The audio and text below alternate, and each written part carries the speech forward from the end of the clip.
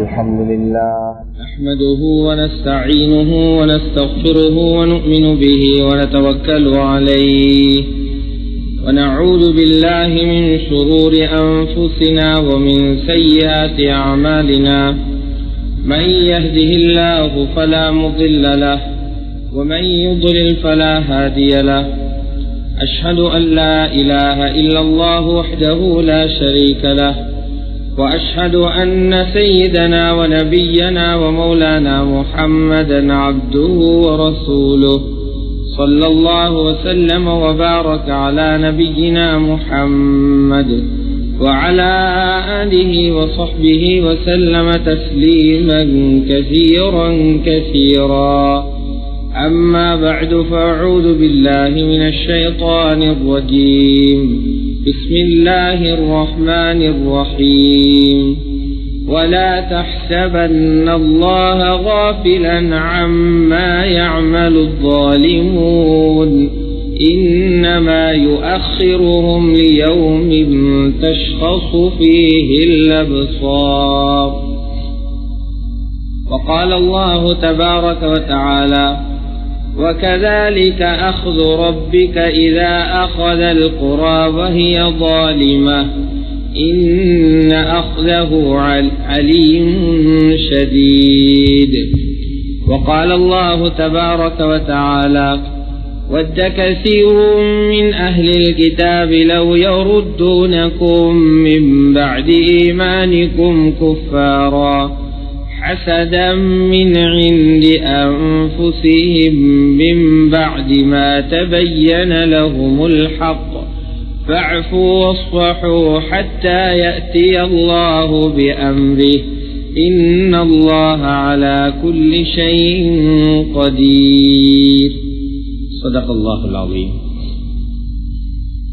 قال رسول الله صلى الله عليه وسلم ثلاث دعوات لا شك في إجابتهن دعوة المسافر ودعوة المظلوم ودعوة الوالد ولولده رواه الترمذي أو كما قال صلى الله عليه وسلم எல்லா புகழும் புகழ்ச்சியும் அகிலத்தையே படைத்து பரிபாலிக்கும் ஏகவல்லோன் அல்லாஹ் ஜல்ல ஷானுக்கே உரித்தாகும். ஸலவாத்தும் ஸலாமும் எமது உயிரிலும் இனிய சய்யிதுனா முஹம்மது ஸல்லல்லாஹு அலைஹி வஸல்லம் அன்னவர்கள் மீதும் அவர்களது குடும்பத்தார்கள் பரிசுத்த மனைவிமார்கள் உத்தம சஹாபாக்கள் தாபிஈன்கள் தபௌ தாபிஈன்கள் மற்றும் எல்லா முஃமினான முஸ்லிமான ஆண்கள் பெண்கள் அனைவர்கள் மீதும் என்றென்றும் உண்டாகட்டும். அல்லாஹுடைய நல்லடியார்களே, அல்லாஹ் ரப்புல் இஸ்ஸத் என்னென்ன விடயங்கள் எங்களுடைய வாழ்க்கையில் வர வேண்டும் என்று ஏவி இருக்கின்றானோ அவற்றை எடுத்து நடக்கும்படியும் அவனால் தடுக்கப்பட்ட அனைத்து விடயங்களிலிருந்தும் தவிர்த்து நடந்து கொள்ளுமாறும் தக்வாவை கொண்டு வசியத்தை செய்து கொள்கின்றேன். அல்லாஹுடைய நல்லடியார்களே,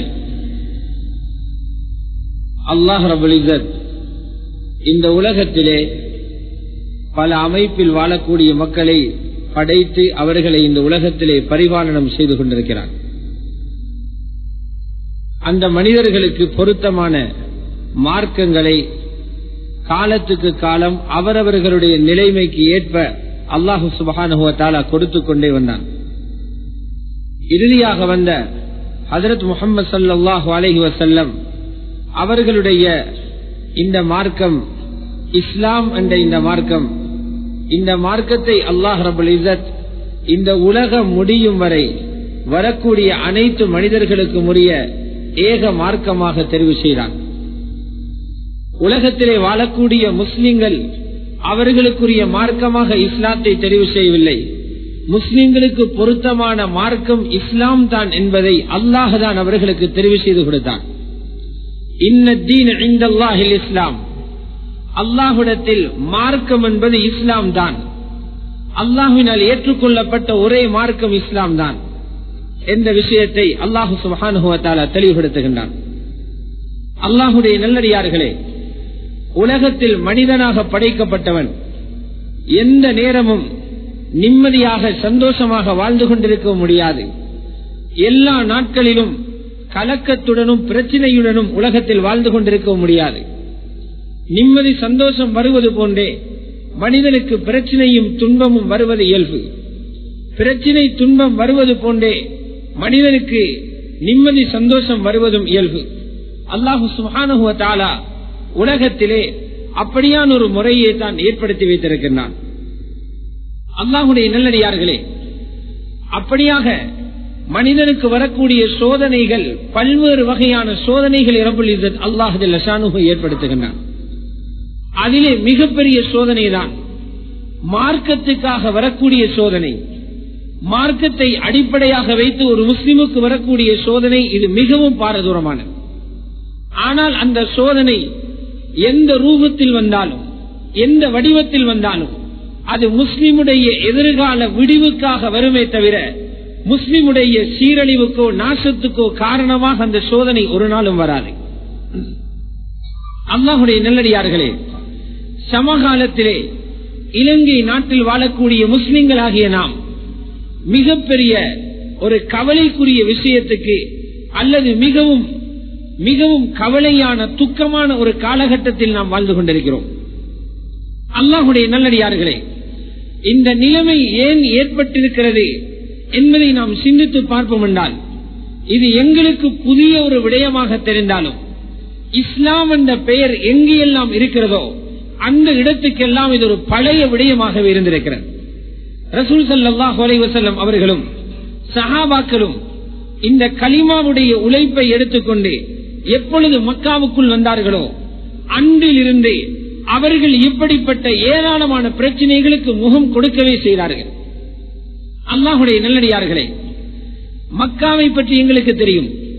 மக்காவிலே இருந்த மக்கள் மனித உருவத்திலே இருந்தாலும் அவர்கள் மிருகங்களை போன்று செயல்பட்டவர்கள், மிருகம் போன்று வாழ்ந்தவர்கள். எந்த ஒரு அரசனும் அவர்களை பொறுப்பேற்க முன்வரவில்லை. எந்த ஒரு ஆட்சியாளரும் அவர்களை திருத்தி நல்வழிப்படுத்துவதற்கு முன்வரவில்லை.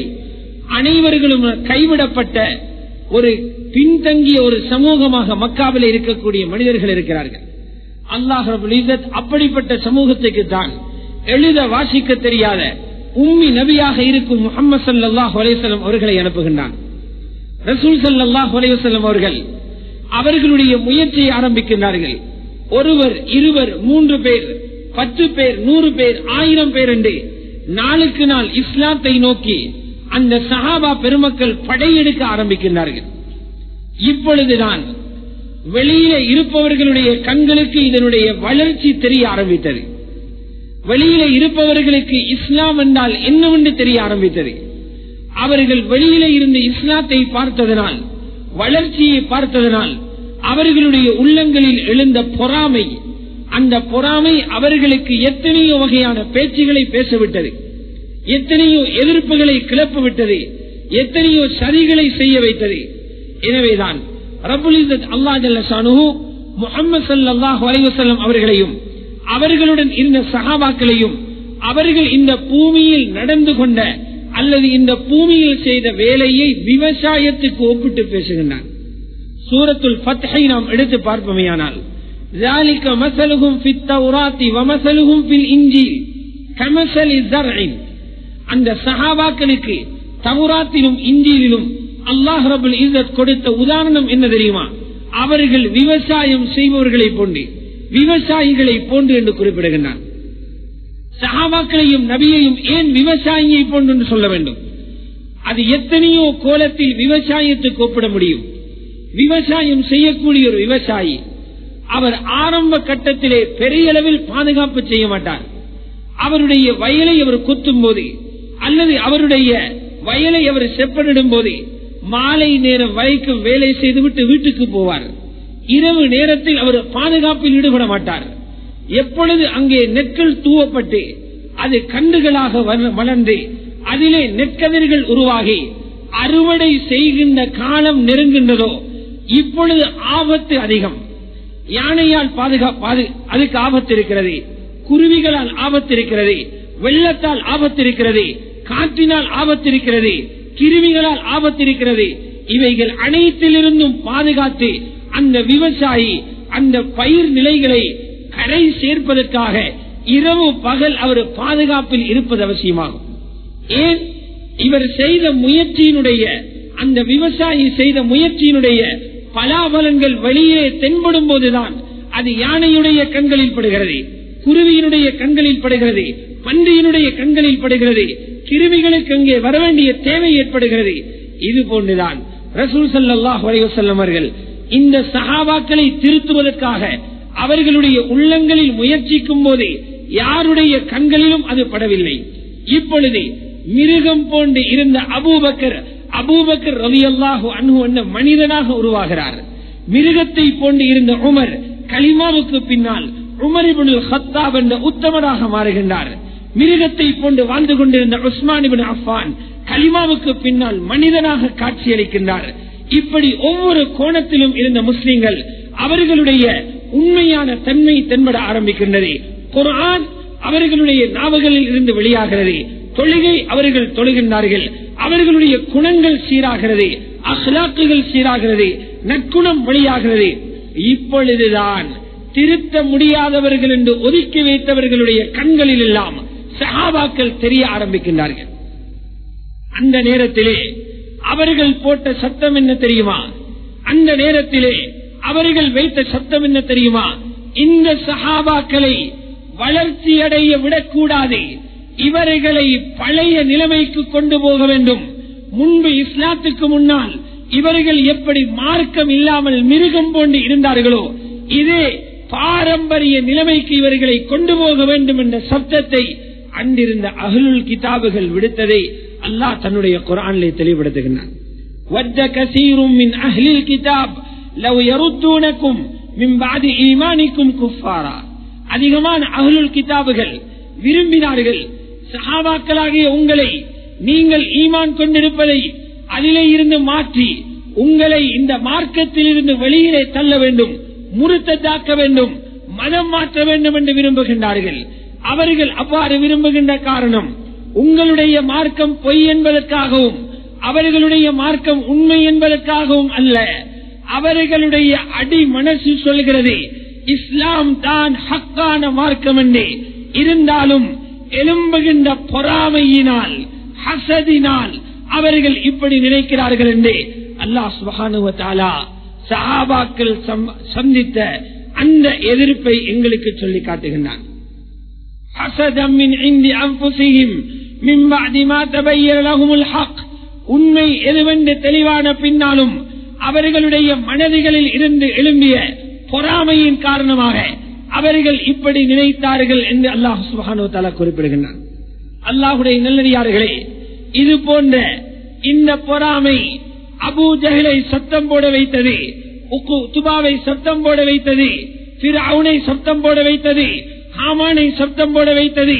அல்லாஹ் சுப்ஹானஹு வ தஆலா முஃமின்களாகிய விசுவாசிகளாகிய எங்களை பார்த்து சொல்லுகிறான், இந்த சப்தங்களை கண்டு நீங்கள் கலக்கமடைய வேண்டாம், இந்த சப்தங்களுக்கு பயப்பட வேண்டாம், இந்த சப்தங்களுக்காக நீங்கள் தயக்கம் காட்ட வேண்டாம். நீங்கள் உங்களுக்கு ஒரு சோதனை நடத்தப்படுகிறது. இந்த நேரத்தில் முஸ்லிம்களாகிய உங்களுக்கு ஒரு சோதனை நடத்தப்பட்டுக் கொண்டிருக்கிறது. என்ன பரீட்சை, என்ன சோதனை என்றால் 3 கேள்விகளை, 3 பேப்பர்களை அல்லாஹ் முஸ்லிம்களுடைய கையிலே கொடுத்திருக்கிறார். முதலாவது பரீட்சை ஈமானில் நடக்கின்றது, 2வது பரீட்சை அஹ்லாக்கில் நடக்கிறது, 3வது பரீட்சை இஸ்திகாமத்திலே நடக்கிறது. அஹ்லாக்கில் நடக்கக்கூடிய பரீட்சை என்ன? எங்களுடைய நற்குணத்தை சோதிக்கின்ற நேரம் இது. நற்குணத்தை சோதிக்கின்ற நேரம் இது. உன்னை ஒருவன் நோவிக்கிறான், உனது மனதை ஒருவன் புண்படுத்துகின்றான், உனக்கு ஒருவன் சேதம் விளைவிக்கின்றான், உனது உரிமையை பறிப்பதற்கு ஒருவன் முயற்சிக்கின்றான். அந்த நேரத்தில் அவனுக்கு நீ அழிவை நாடுகிறாயா, நேர்வழியை நாடுகிறாயா என்று அல்லாஹு தஆலா எங்களை சோதிக்கின்ற ஒரு நேரம்.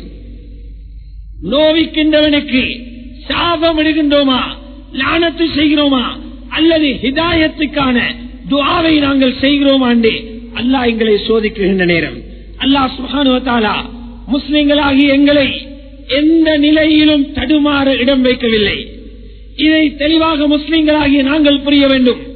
முஸ்லிம்கள் எந்த குழப்பத்திலும் தெளிவாக இருக்கக்கூடியவர்கள். முஸ்லிம்களுக்கு குழப்பம் கிடையாது, முஸ்லிம்களுக்கு தெளிவின்மை கிடையாது. முஸ்லிம்கள் தான் தெளிவிலும் தெளிவிலே இருக்கின்றார்கள். எந்த ஒரு அசௌகரியமான நிலையிலும் எப்படி நடக்க வேண்டும் என்பதை அல்லாஹு தஆலா குர்ஆனிலூடாக சொல்லி தந்திருக்கிறான். எங்களுக்கு சொல்லுகின்றான், சப்தம் போடுகின்றார்களா, வளர்ச்சியை கண்டு பொறுக்க முடியாமல் பல வகையிலும் உங்களை திட்டுகிறார்களா, ஏசுகிறார்களா, சூழ்ச்சி செய்கிறார்களா? அல்லாஹ் ரப்பல் இஸ்ஸத் சொல்லுகிறான், நீங்கள் 2 வேளை எனக்கு செய்து கொடுங்கள். முதலாவது, அவர்களுடைய பேச்சுகளுக்கு மன்னிப்பு கொடுங்கள். அவர்களுடைய பேச்சுகளுக்கு மன்னிப்பு கொடுங்கள். இரண்டாவது, அவர்கள் பேசியதை பரத்திக் கொண்டு தெரியாமல் அவர்கள் கதைத்த கதைகளை மக்களுக்கு மத்தியில் கதைத்து பரப்பி SMS-களின் ஊடாக அந்த செய்திகளை கொடுத்து மக்களுக்கு ஒரு அச்ச நிலையை உருவாக்காமல் அவர்கள் கதைத்தவற்றை கல்விலிருந்து எடுத்து போடுங்கள். மன்னிப்புக்கு மேல் மன்னிப்பு வழங்குங்கள். அல்லாஹ் ரப்பல் இஸ்ஸத் சொல்லுகிறான், எந்த நாளும் மன்னிக்க சொல்லல்ல, உங்களுடைய மன்னிப்பை வைத்து நான் முடிவை இறக்க இருக்கின்றேன். எனது முடிவு வரும் வரை நான் முடிவை இறக்க ஒரு நேரம் வைத்திருக்கிறேன். அதுவரை பொறுங்கள். அல்லாஹ் ரப்பல் இஸ்ஸத் அவனுடைய உத்தரவை, அவனது ஏவலை கொண்டு வரும் வரை நீங்கள் மன்னிப்பு கொடுத்துக் கொண்டு இருங்கள் என்று அல்லாஹ் சுப்ஹானஹு வ தஆலா எங்களுக்கு புத்திமதி சொல்லுகின்றான். அல்லாஹ்வுடைய நல்லடியார்களே, எங்களுடைய முஸ்லிம்கள் பொறுமையாக இருங்கள் என்று சொன்னால் இயல்பாக அவர்களுக்கு எழும்பக்கூடிய ஒரு கேள்விதான், எதுவரை பொறுமை? பொறுமை என்று கேட்டு காலெல்லாம் புளித்து போயிருக்கிறது. எதுவரை பொறுமை என்ற ஒரு கேள்வி எழுப்புகின்றார்கள். அல்லாஹ்வுடைய நல்லடியார்களே, பொறுமையின் யதார்த்தத்தை புரியாததனால் இந்த கேள்வி எழும்புகிறது. அல்லாஹ்வும் சொல்லுகிறான், பொறுமைக்கு எல்லை இருக்கிறது. நாங்களும் சொல்லுகிறோம், பொறுமைக்கு எல்லை இருக்கிறது. ஆனால் அந்த எல்லைக்கு இன்னும் நாங்கள் வரவில்லை. பொறுமையின் எல்லைக்கு நாங்கள் வரவில்லை, அவசரப்படுகிறோம். பொறுமையின் எல்லை எது? மக்காவிலே சஹாபாக்களுக்கு அல்லாஹ் சொல்லிக் கொடுத்தார். மக்காவிலே இஸ்லாத்துக்கு வந்தவர்களின் உரிமைகள் பறிக்கப்படும் போது, நிர்வாணப்படுத்தப்படும் போது, அவர்களுடைய கடைகளில் உள்ள பொருள்களை அபூ ஜஹலும் அவனது குழுவினரும் உடைத்து நொறுக்கும் போது, அடிமைகளாக இருந்த இஸ்லாத்துக்கு வந்தவர்கள் சுடு மணலில் போட்டு பிரட்டப்படும் போது, இரவு நேரங்களில் சங்கிலிகளால் கட்டி வைக்கப்பட்டு கசையடி கொடுக்கப்படும் போது ரசூலுல்லாஹ்விடத்தில் சஹாபாக்கள் அழுது கொண்டு வருகிறார்கள். உதவி இறங்கும் என்று சொல்கிறீர்களே யா ரசூலல்லாஹ், எப்பொழுது உதவி இறங்கும்? அல்லாஹ்வுடைய நுஸ்ரத் வரும் என்கிறீர்களே, அலா தஸ்தன்சுருலனா யா ரசூலல்லாஹ், அல்லாஹ்வுடைய தூதரே, உதவியை கேட்டு தர மாட்டீர்களா? அல்லாஹ்வுடைய உதவியை வாங்கி தர மாட்டீர்களா? இந்த முஸ்லிம்களுக்கு அல்லாஹ் கொடுத்த பதில் என்ன தெரியுமா? இந்த முஸ்லிம்களுக்கு அல்லாஹ் கொடுத்த பதில் என்ன தெரியுமா?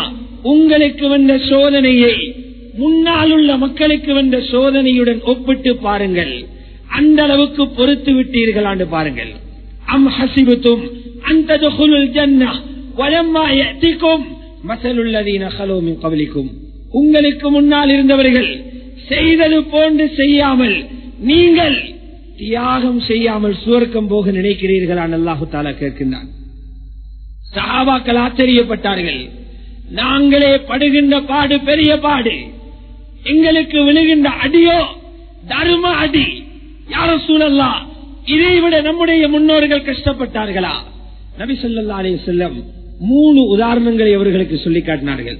சொன்னார்கள் நபி ஸல்லல்லாஹு அலைஹி வஸல்லம், உங்களுக்கு முன்னால் வாழ்ந்த ஒருவர் அவருடைய தலையிலே கலிமா சொன்னார் என்பதற்காக இரும்பு ஆணி அடிக்கப்பட்டது. அதுபோன்று உங்களில் எத்தனை பேருக்கு நடந்தது? இரண்டாவது சொன்னார்கள், உங்களுக்கு முன்னால் வாழ்ந்த ஒருவருடைய தலை இரும்பு சீப்பால் வாரப்பட்டது. மூணாவது சொன்னார்கள், கலிமா சொன்னார் என்பதற்காக மரம் வெட்டக்கூடிய வாளால் 2 பகுதியாக முன்னால் வாழ்ந்த ஒருவர் வெட்டி கிழிக்கப்பட்டார். இதுபோன்று உங்களில் யார் கிழிக்கப்பட்டீர்கள் என்று கேட்கும் போது சஹாபாக்கள் அந்த சோதனையை நினைத்து அதைவிட குறைவாக நாங்கள் பொறுத்திருக்கிறோம் என்று மன திருப்தி அடைந்து அவர்கள் தங்களுடைய இடத்துக்கு திரும்புகிறார்கள். அல்லாஹ்வுடைய நல்லடியார்களே, பொறுமைக்கு நிச்சயம் எல்லை இருக்கிறது. அந்த எல்லை எது என்பதை அல்லாஹ் தான் தீர்மானிக்க வேண்டும், ரப்பு தான் தீர்மானிக்க வேண்டும். எனவேதான் அங்கு விளங்குங்கள், பொறுமை என்பதன் அர்த்தம் கோழைத்தனம் அல்ல. பொறுமை என்பதன் கருத்து கோழைத்தனம் அல்ல. பொறுமை என்பது வெற்றியின் ஒரு வாயில். பொறுமை என்பது வெற்றியின் ஒரு வாயில். அதனால்தான் அல்லாஹ் சுப்ஹானஹு வ தஆலா குர்ஆனிலே பொறுமையை பற்றி இந்த உம்மத்துக்கு வசியத்து செய்கிறார். எங்களுடைய தாய், எங்களில் ஒருவருடைய தாய் சக்கராத்துடைய வருத்தத்தில் இருந்து கொண்டு மகனை கூப்பிட்டு ஒரு புத்திமதி சொல்கிறார். அதை நாங்கள் வசியத் என்று சொல்வோம். இப்பொழுது அந்த மகன் மறக்கவே மாட்டார். தாய் சொல்லிய வசியத் சொன்னது ஒரு முறை, ஆனால் அந்த வசியத்தை மறப்பது கிடையாது. 6000 சொச்சம் ஆயத்துகள் உள்ள அல்லாஹுடைய குர்ஆனிலே இந்த உம்மத்துன் முஹம்மதியாவை பார்த்து 90 இடத்தில் அல்லாஹ் பொறுமையாக இருக்க சொல்லுகிறான். பொறுமையுடைய வசியத் குர்ஆனிலே 90 இடங்களில் காணப்படுகிறது. இமாம் அஹ்மத் இப்னு ஹம்பல் ரஹ்மத்துல்லாஹி அலைஹி சொல்கிறார்கள், நான் குர்ஆனை ஆய்வு செய்து பார்த்ததில் 90 இடத்தில் பொறுமையாக இரு என்ற வசியத்தை அல்லாஹ் சொல்லுகிறான் என்றால், பொறுமை என்பது இந்த உம்மத்தினுடைய வெற்றிக்குரிய எதிர்கால நலனுக்குரிய ஒரு வழியாகவே அல்லாஹ் சுப்ஹானஹு வ தஆலா இதை கொடுத்திருக்கிறான். அல்லாஹ்வுடைய நல்லடியார்களே, இது அக்லாக்குடைய சோதனை. இரண்டாவது சோதனை நடக்கிறது, இஸ்திகாமத்துடைய சோதனை. நாங்கள் இவ்வளவு காலமும் செய்து வந்த, நடைமுறைப்படுத்தி வந்த அல்லாஹ்வுடைய கட்டளைகளுக்கு எதிராக சவால்கள் வருகிறது. ஹலாலுக்கு எதிரான சவால், ஹிஜாபுக்கு எதிரான சவால், மஸ்ஜிதுகளுக்கு எதிரான சவால், இன்னும் என்னென்ன சவால்கள் வரட்டும், அல்லாஹ் எங்களை இந்த நேரத்திலே சோதிக்கின்றான். அமல்களை இவர்கள் செய்தது என்னை திருப்திப்படுத்துவதற்காகவா அல்லது மக்களில் யாரையாவது திருப்திப்படுத்துவதற்காகவா? அல்லாஹ்வுக்காக செய்தவர் உயிர் பிரிந்தாலும் கழுத்து வெட்டப்பட்டாலும் அந்த அமலை விட்டு அவன் ஒரு நாளும் நகரமாட்டான். ஹஜ்ரத் உஸ்மான் ரலியல்லாஹு தஆலா அவர்கள் இந்த யுக்தியை தன்னுடைய மனைவிக்கு சொல்லிக் கொடுக்கிறார்கள். அல்லாஹ்வுடைய நல்லடியார்களே, சையதுனா உஸ்மான் ரலியல்லாஹு தஆலா அவர்கள் 8 திருமணம் முடித்திருந்தார்கள். அவர்களில் கடைசி மனைவி ஈராக்கை சேர்ந்த நாயிலா என்று சொல்லக்கூடிய பெண்மணி. உஸ்மான் ரலியல்லாஹு தஆலா அவர்களுடைய அரசியல் எதிரிகள் அவர்களுடைய வீட்டை முற்றுகையிட்டிருக்கும் நேரத்தில் வீட்டிலே அவர்களுக்கு துணையாக இருந்தது மனைவி நாயிலா என்ற அந்த பெண்மணிதான். அந்த பெண்மணி பார்க்கிறாள், வீட்டின் சுவரை துவாரமிட்டு அதற்குள்ளால் ஒரு எதிரி உள்ளே நுழைகின்றான், ஆயுதத்துள் நுழைகின்றான். கூறிய ஆயுதம் அவனுடைய கையிலே இருக்கின்றது. இப்பொழுது மனைவி விளங்கிக் கொள்கிறாள், எனது கணவனை வெட்டத்தான் இவன் வருகிறான். நாயிலா ரஹிமஹுல்லாஹ் ஓடோடி போய் தனது நீண்ட கொண்டையினால் ஹஜ்ரத் உஸ்மானை மறைக்கிறாள். அவருடைய கழுத்து வெட்டப்படக்கூடாது, கணவனின் உயிர் பாதுகாக்கப்பட வேண்டும் என்பதற்காக தனது கொண்டையினால் மறைக்கும் போது உஸ்மான் இப்னு அஃபான் ரலியல்லாஹு தஆலா அவர்கள் ஒரு பெண்ணுடைய ஹிஜாப், ஒரு பெண் மஹ்ரம் இல்லாத ஆணுக்கு முன்னால் தன்னை மறைப்பது எவ்வளவு ஒரு பெரிய முக்கியமான விஷயம் என்பதை உணர்த்தினார்கள். சொன்னார்கள், நாயிலா, என்னுடைய கழுத்து வெட்டப்பட்டு ரத்தம் ஓடுவது சின்னொரு விஷயம், உனது கொண்டை நரகம் போவது பெரிய ஒரு விஷயம் என்கிறார்கள். நான் எனது கழுத்து வெட்டப்பட்டு நான் மௌத்தாகி போவதை விரும்புகின்றேன், ஆனால் உனது கொண்டையை வெளியே காட்டி அந்த கயவனின் கண்ணிலே உனது கொண்டை பட்டு அதனூடாக உனது கொண்டை நரகம் செல்வதை நான் விரும்பவில்லை என்கிறார்கள் உஸ்மான் ரலியல்லாஹு தஆலா அவர்கள். அமல்களில் இஸ்திகாமத்தை சஹாபாக்கள் காட்டுகிறார்கள். ஒரு ஏச்சுக்கு, ஒரு பயத்துக்கு அல்லது ஒரு அச்சுறுத்தலுக்கு ஒரு சிலர் வானொலிகளில் அறிக்கைகளை விட்டதற்காக பயந்து அமல்களை விட்டுக் கொடுத்தவர்கள் அல்ல நமது மூதாதையர்கள். இந்த நாட்டிலே ஃபிக்ஹுல் அக்கல்லியாத் அவசியம் கிடையாது, யாரும் அதை பேசவும் தேவையில்லை. நாங்கள் அகதிகளாக வந்து இந்த நாட்டின் குடியுரிமை பெற்றவர்கள் அல்ல. இந்த நாட்டிலே பல்லாயிரக்கணக்கான வருடங்கள், பல 100 வருடங்கள் அந்நிய சமூகத்துடன் சகல சுதந்திரங்களுடனும் அடுத்தவர்களை மதித்து எமது உரிமைகளையும் முழுமையாக எடுத்து நடந்த முஸ்லிம்களை நாங்கள் இந்த நேரத்திலே விட்டுக் கொடுப்போம் என்ற கோழைத்தனமான பேச்சு பேசி எங்களது உம்மத்தை பலகீனப்படுத்த ஒருவரும் முன்வரக்கூடாது. அல்லாஹ்வுடைய நல்லடியார்களே, உற்சாகம் இருக்கிறதே, முஸ்லிம்களுடைய இஸ்திகாமத் இருக்கிறதே, முஸ்லிம்களுடைய உறுதி இருக்கிறதே, வானத்தை கூட சடைவடைய செய்துவிடும். அவ்வளவு தைரியம் தான் முஸ்லிம்களுடைய இஸ்திகாமத்தாக இருக்கிறது. அல்லாஹ்வுடைய நல்லடியார்களே, இன்னும் சில விடயங்களையும் நாம் புரிய வேண்டும். மூன்றாவது சோதனை நடக்கிறதே. அல்லாஹ் எங்களுடைய ஈமானை சோதிக்கின்றான், அஹ்லாக்கை சோதித்தான், இஸ்திகாமத்தை சோதித்தான். மூன்றாவது எங்களுடைய ஈமானை சோதிக்கின்றான். ஈமானை சோதிப்பது எப்படி? சோதனை வரும்போதுதான் அல்லாஹ்விலும் ரசூலிலும் அன்புள்ளவனின் அன்பும் போலி வேஷம் போட்டவனின் வேஷமும் கிழிகின்ற இடம் இந்த சோதனை கலந்தான். பத்ருடைய யுத்தத்துக்கு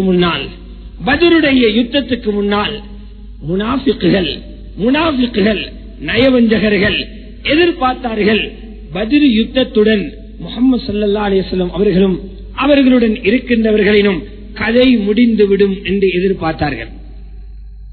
ஆனால் எதிர்பாராத பாரிய வெற்றி, 300 பேர் 1000 வெல்கிறார்கள். அதிர்ச்சி அடைந்த முனாஃபிக்குகள் முஹம்மது நபியுடன் சேருவதை தவிர வேறு வழி இல்லை என்று முஸ்லிம்களுடன் உண்டு கொண்டு சேர்ந்து கொண்டார்கள். அன்றிலிருந்து இன்று வரை முனாஃபிக்குகள் இருக்கின்றார்கள், எக்காலமும் இருப்பார்கள். மஹ்ஷர் மைதானத்திலும் முனாஃபிக்குகள் முஃமின்களுடன் தான் இருப்பார்கள். அல்லாஹ்வை காணுகின்ற அந்த தருணம் வரும் வரை முனாஃபிக்குகள் முஃமின்களுடன் இருப்பார்கள் என்று சஹீஹ் முஸ்லிமுடைய ஹதீஸ் நமக்கு சொல்லி காட்டுகிறது. அல்லாஹ்வுடைய நல்லடியார்களே, இந்த நேரத்திலே முனாஃபிக்குகளின் தோலை உரிப்பதற்குத்தான் உஹது யுத்தத்திலே அல்லாஹ் தோல்வியை ஏற்படுத்தினான். இமாம் ஸுஹ்ரி ரஹ்மத்துல்லாஹி அலைஹி குறிப்பிடுகிறார்கள், உஹதுடைய யுத்தம் நடந்து கொண்டிருக்கும் போது 70 குர்ஆனுடைய வசனங்கள் அந்த மைதானத்தில் இறக்கப்பட்டது. எதற்காக? அந்த 70 வசனங்களே அநேகமானவைகளே இந்த நேரத்தில் முனாஃபிக்கை பாருங்கள், அவன் இப்படி சொல்லுவான், அவன் இப்படி சொல்லுவான். முனாஃபிக்குடைய பட்டை உரிக்கப்பட்ட யுத்தம் தான் உஹது யுத்தம். அவர்களில் இப்படியும் கருத்து சொல்பவர்கள் இருப்பார்கள், முனாஃபிக்குகளின் பட்டையை உரித்த யுத்தம் தான் உஹதுடைய யுத்தமாகும். அல்லாஹ் சுப்ஹானஹு வ தஆலா அந்த ஆயத்துகளில் ஒன்றிலே சொன்னான், முஃமின்களுக்கு ஒரு சோதனை, பயங்கர சோதனை வருகிறது, என்ன செய்வது என்று தெரியாமல் முஃமின்கள் தட்டு தடுமாறுகின்ற நேரத்திலே, தலைமை இல்லாமல் தடுமாறுகின்ற ஒரு நேரத்திலே, வழி தெரியாமல் தடுமாறிக்கொண்டிருக்கும் நேரத்திலே அல்லாஹு தஆலா அந்த சோதனைக்குள்ளால் 4 விஷயங்களை செய்து முடிக்கின்றான். முதலாவது விஷயம் உண்மையான முஃமின்களுக்கு முனாஃபிக்குகளை காட்டிக் கொடுக்கின்றான். இரண்டாவது விஷயம், சில மனிதர்களுக்கு சில நேரம் ஷஹீதுடைய அந்தஸ்தை கொடுப்பான். மூன்றாவது விடயம், அந்த சோதனையின் கொடூரத்தில் பாவம் செய்திருந்த எல்லா முஃமின்களுடைய பாவங்களையும் அழிப்பான். நாலாவது, எதிர்த்தவர்களுக்குரிய சாவுமணி அடிப்பான். நாளும் ஒரு சோதனையுடைய பின்னணியில் நடக்கும். நபியே, இன்று உஹதிலே உங்களுக்கு ஒரு காயம் வந்திருக்கிறது, இதே போல ஒரு தோல்வி பத்ரிலே அவர்களுக்கும் வந்தது. இது நியதிதான், எந்த நாளும் வெற்றி கொள்ளவும் முடியாது. ஒருவர் தொடர்ந்து வெற்றி வாகை சூட முடியாது, தொடர்ந்து தோல்வி அடையவும் முடியாது. வெற்றி தோல்வி எல்லோருக்கும் சகஜம் என்று சொல்லிவிட்டு அல்லாஹ் சொல்லுகிறான். இந்த சோதனையின் பின்னணி என்ன தெரியுமா? வலியஅலமல்லாஹுல்லதீன ஆமனு, உங்களில் உள்ள உண்மையான மூமின்களை அல்லாஹ் அறிந்து கொள்வதற்காக. தஃப்சீருடைய உலமாக்கள் எழுதுகிறார்கள், சோதனை வைத்துத்தான் முஃமினை அறிய வேண்டும் என்று அல்லாஹ்வுக்கு எந்த அவசியமும் கிடையாது. அங்கே தஃப்சீர் வலியுஅலிமல்லாஹுல்லதீன ஆமனு, ஈமான் உள்ள மக்களுக்கு முனாஃபிக்குகளை அடையாளப்படுத்தி காட்டுவதற்காக. இரண்டாவது, வயத்தகித மின்கும் ஷுஹதா, உங்களில் சிலருக்கு உயர்ந்த பதவியான ஷஹாதத்தை கொடுப்பதற்காக. மூணாவது, வலியுமஹிஸல்லாஹுல்லதீன ஆமனு, அல்லாஹ்வை நம்பிய மக்கள் பாவம் செய்திருப்பார்கள், அவர்களுடைய பாவங்களை அழிப்பதற்காக. ஒவ்வொரு செய்தியும் கேள்விப்பட்டு பதறும் போது, துடிக்கும் போது, வியர்வை வரும்போது, எதிர்காலத்தை சிந்தித்து கண்ணீர் வரும்போது, அப்பொழுதெல்லாம் அந்த முஃமினுடைய பாவங்கள் அழிக்கப்படுகிறது. வயம்ஹக்கல் காஃபிரீன். அடுத்ததாக ஹிதாயத் இல்லாத இஸ்லாத்துக்கு வெளியிலே இருக்கும் துரோகிகளுக்கு அல்லாஹு தாலா முடிவு கட்டுவதற்காகவும் தான் மூமின்களுக்கு ஒரு சோதனை ஏற்படுத்துகிறார் என்று குர்ஆன் சொல்லுகிறது. எங்களுடைய குர்ஆன் ஒவ்வொரு நிலைமையையும் மிக தெளிவாக எங்களுக்கு எடுத்து காட்டுகிறது. அல்லாஹ்வுடைய நல்லடியார்களே, ஆகவே மூமின்களாகிய இந்த நாட்டு முஸ்லிம்கள் மிகவும் சாந்தமானவர்கள், சமாதானத்தை விரும்புபவர்கள். கலகங்களை, கலவரங்களை, வன்முறைகளை, இரத்த ஓட்டங்களை, புரளைகளை விரும்பாதவர்கள் தான் இந்த நாட்டு முஸ்லிம்கள். சரித்திரம் அதற்கு சான்றாக இருக்கிறது. ஆகவே எங்களை யாரும் நோவிக்கிறார்களா, எங்களுக்கு யாரும் அநீதி இழைக்கிறார்களா, எங்களுடைய பொருளாதார நிலையங்களுக்கு சேதம் விளைவிக்கிறார்களா, அந்த மூமின்கள் ஒரு விஷயத்தை நினைவுங்கள். உங்களுக்கு யாருக்காவது அப்படி சோதனை வந்தால் அவர்களுக்கு இதை சொல்லிக் கொடுங்கள். அந்த ஒரு அநியாயம் நடந்தவுடன் உங்களுக்கு கபூல் செய்யப்பட்ட ஒரு துஆ செய்யறதுக்கு அல்லாஹ் சந்தர்ப்பம் தருகிறான்.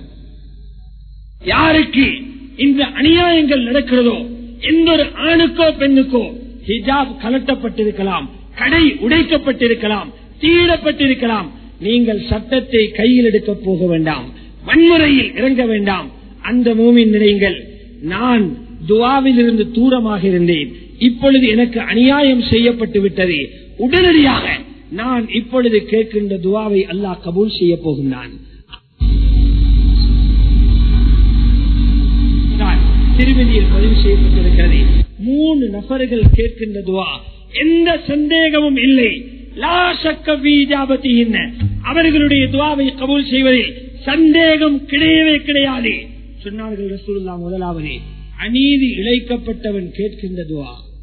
அநியாயம் செய்யப்படுகிறான், நாங்கள் எந்த துரோகமும் வேறொரு மதத்தில் உள்ளவர்களுக்கு செய்யவில்லை, செய்ய வேண்டும் என்று நினைக்கவும் இல்லை, அநீதியை நாடவும் இல்லை, எங்களுக்கு துரோகம் இழைக்கப்படுகிறதா, எங்களுடைய துஆவுடைய கனெக்ஷன் சீராக்கப்பட்டிருக்கிறது, சந்தர்ப்பத்தை பயன்படுத்துங்கள், துஆ கபூலாகும். இதோ பாருங்கள், ஆயிஷா ரலியல்லாஹு தஆலா அன்ஹா சந்தர்ப்பத்தை பயன்படுத்தினார்கள். ஹஜ்ரத் ஆயிஷா ஜமல் யுத்தம் முடிந்து மதீனாவுக்கு வருவதற்கு ஆயத்தமாகி பல்லாக்கிலே உட்கார்ந்திருக்கிறார்கள். திரை போடப்பட்டு அதிலே மறைந்திருக்கிறார்கள் ஆயிஷா ரலியல்லாஹு தஆலா அன்ஹா. ஐயன் இப்னு லபீஆ என்று சொன்ன மிக கெட்டவன், அநியாயக்காரன், ஹஜ்ரத் ஆயிஷாவை கேவலப்படுத்துவதற்காக அந்த ஹிஜாபை, திரையை கலட்டி ஆயிஷாவை பார்க்க முற்பட்டான். ஹஜ்ரத் ஆயிஷா சொன்னார்கள், இலைக்கு அந்நியாது அல்லாஹ், அல்லாஹ்வுடைய விரோதியே, என்ன பார்க்க வரியா, தூரமாக போ என்று கதரும் போதே அவன் கயவன் சொன்னான், மா அரா இல்லா ஹுமைரா, ஹுமைரா என்ற ஆயிஷாவை பார்க்கணும் என்ற ஆசையில வந்தேன் என்று கேவலமாக சொன்னான். ஹஜ்ரத் ஆயிஷா விளங்கிக் கொண்டார்கள், எனது உரிமையான ஹிஜாபை இந்த கயவன் கலட்டி என்னை கேவலப்படுத்துகிறானா. துஆவுடைய சந்தர்ப்பம் வருகின்ற ஆத்திரத்தில் ஹஜ்ரத் ஆயிஷா வதுவா செய்து விட்டார்கள், அல்லாஹ் உன்னுடைய ரகசியங்களை அம்பலப்படுத்தட்டும், உனது கையை வெட்டட்டும், உனது அவுரத்துகள் உனது ரகசியங்கள் வெளியிலே கிழித்து காட்டப்படட்டும், நிர்வாணமாக்கப்படட்டும் என்று 3 பதுவாக்கள் செய்கிறார்கள். அல்லாஹ் சுப்ஹானஹு வ தஆலா கொஞ்ச நாளிலே பஸ்ராவில் அந்த ஆயன் என்றவன் கொல்லப்பட்டு சிலுவையில் அறையப்பட்டான். கைகள் 2 வெட்டப்பட்டிருந்தது. கொஞ்ச நாளில் பக்கத்தில் இருந்த ஒரு ஊத்தை குப்பை அஸ்தண்ட இடத்தில் இருந்தது. அந்த இடத்தில் நிர்வாண கோலத்தில் அவன் வீசப்பட்டான். அநீதி இழைக்கப்பட்ட நேரத்தில் ஹஜ்ரத் ஆயிஷா துஆவை பயன்படுத்துகிறார்கள். அநியாயக்காரனை அல்லாஹ் ஒரு நாளும் விட்டுவிட மாட்டான். ஹதீஸிலே நபி ஸல்லல்லாஹு அலைஹி வஸல்லம் சொல்கிறார்கள், சில அநியாயம் செய்தவர்களுக்கு உடனடியான நிலைமைகளை உருவாக்காமல் அல்லாஹ் கொஞ்சம் தூரம் அவர்களை போக விடுவான்.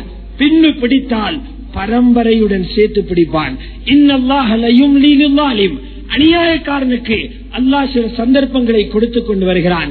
பிடிக்க ஆரம்பித்தால் முழு உலகமும் சேர்ந்தாலும் அவனை பாதுகாக்க முடியாத ஒரு சூழ்நிலை உருவாகும் என்கிறார்கள் நபியுல்லாஹி ஸல்லல்லாஹு அலைஹி வஸல்லம் அவர்கள்.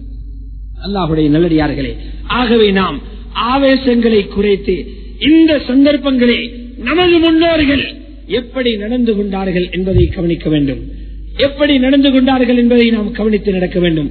அல்லாஹுடைய நல்லடியார்களே, ஏராளமான சரித்திரங்கள் சஹாபாக்களுக்கு அநியாயம் செய்யப்பட்ட போது அந்த அநீதிக்காக பரம்பரையாக பல பேர்கள் சோதிக்கப்பட்டு அழிக்கப்பட்டு சாபம் இறக்கப்பட்ட வரலாறுகள் சரித்திரம் எங்கும் நாம் காணக்கூடியதாக இருக்கிறது. ஆகவே இந்த நேரத்தில் முஸ்லிம்களாகிய நாம் ரொம்ப நிதானமாக பொறுமையாக பணிந்து போய் விட்டுக் கொடுத்து போய் எங்களுடைய எதிர்கால சந்ததிகளை கண்ணுக்கு முன்னால் நிறுத்தி நாங்கள் செயல்படுவோம். நிச்சயம் எந்த இடங்களில் இருந்தெல்லாம் எங்களுக்கு எதிரான சதிகள் முடக்கிவிடப்படுகிறதோ அங்கிருந்தெல்லாம் கலிமாவுடைய சப்தங்கள் கேட்கப் போகிறது. எங்கிருந்தெல்லாம் முஸ்லிம்களுக்கு எதிரான சதிகள் முடக்கிவிடப்படுகிறதோ அந்த இடங்களில் இருந்தெல்லாம் கலிமாவுடைய சப்தம் நிச்சயம் கேட்கப் போகிறது. அப்படி கேட்க வேண்டுமாக இருந்தால் முஸ்லிம்களாகிய நாம் பொறுமையில் இன்னும் பல படிகள் முன்னேற வேண்டி இருக்கிறது என்பதையும் நாம் ஞாபகத்தில் வைக்க வேண்டும். எல்லாம் வல்ல அல்லாஹ் சுப்ஹானஹு வ தஆலா அவனுடைய மேலான இந்த மார்க்கத்தை பாதுகாப்பானாக. யா அல்லாஹ், இஸ்லாத்தையும் முஸ்லிம்களையும் நீ பாதுகாப்பாயாக. எல்லா முஸ்லிமுடைய பாவங்களையும் மன்னிப்பாயாக. தெரிந்தும் தெரியாமலும் செய்த எல்லா குற்றங்களையும் தவறுகளையும் மன்னிப்பாயாக. யா அல்லாஹ், யாரெல்லாம் இஸ்லாத்துக்கும் முஸ்லிம்களுக்கும் எதிராக சதி திட்டங்களை தீட்டுகிறார்களோ அவர்களுக்கு நீ ஹிதாயத்தை நசீவாக்குவாயாக. அவர்களுடைய திட்டங்களில் இருந்து இஸ்லாத்தையும் முஸ்லிம்களை நீ பாதுகாப்பாயாக. யா அல்லாஹ், இந்த தீன் நாங்களாக பிறக்கி எடுத்த ஒரு தீன் அல்ல, நீ எங்களுக்கு பிறக்கி கொடுத்த தீன். யா அல்லாஹ், இந்த தீனையும் அதை சுமந்து எங்களையும் பாதுகாப்பது உன்னுடைய பொறுப்பு. யா அல்லாஹ், அநீதி இழைக்கப்பட்ட எங்களுடைய அனைத்து சகோதரர்களுக்கும் நீ மேலான கிருபை செய்வாயாக. அவர்களுக்கு பொறுமையை கொடுப்பாயாக. அவர்களுடைய பொறுமை அந்த எதிரிகளின் ஹிதாயத்துக்கு காரணமாக நீ ஆக்கிவிடுவாயாக. நாங்கள் இந்த நிலையில் எங்களுடைய தவறுகளை உணர்ந்து அந்த தவறுகளில் இருந்து விடுபடக்கூடிய பாக்கியத்தையும் எங்கள் அனைவர்களுக்கும் தந்தருவாயாக. முஸ்லிம்களுடைய உயிர்கள், இரத்தங்கள், மானங்கள், பெண்களுடைய கற்புகள், மஸ்ஜிதுகள், மதரசாக்கள், முஸ்லிம்களுடைய வியாபார நிலையங்கள் அனைத்தையும் நீ பாதுகாப்பாயாக.